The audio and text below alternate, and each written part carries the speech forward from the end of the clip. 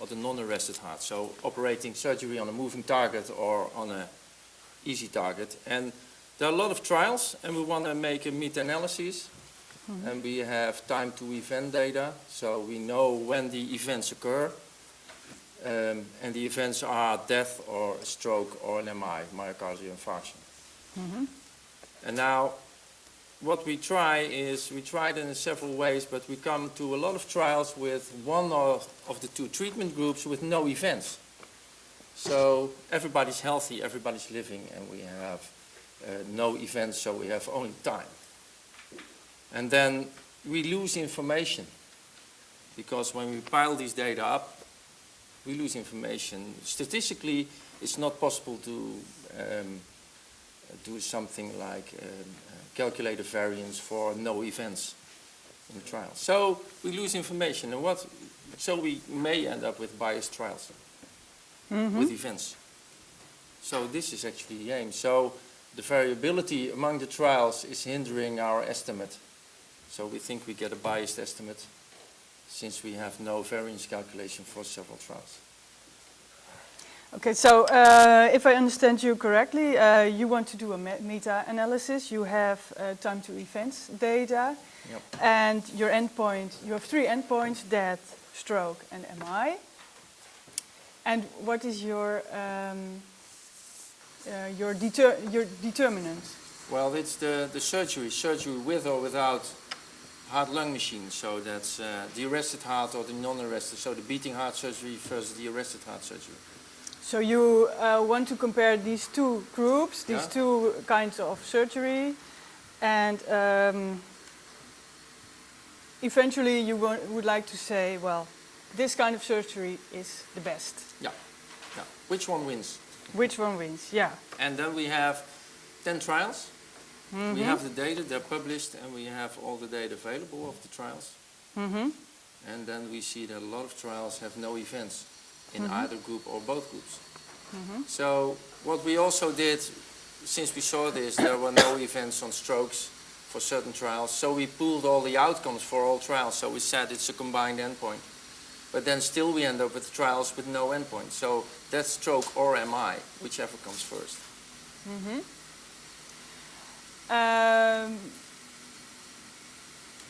So what did you do up till now? What kind of analysis did you do then? Well, we refrained from calculating odds ratios. We calculated risk ratios, and then for separate trials, and then we pooled them by mental Hensel or inverse variance weighting. And then we asked for all the data of the collaborators of the trials, and we start to calculate time to event data, and that's what we're into now.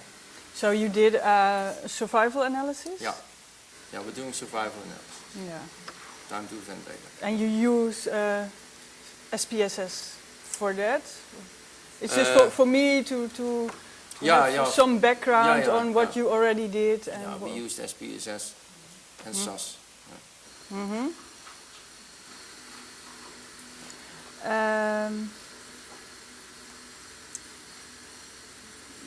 Because of course what you describe is that the trials in which no event occurs, these need to be included in your study. That's the basic problem. That is the basic problem. They drop out of all analyses because there is no variance calculation, and we need the variance to pool them together.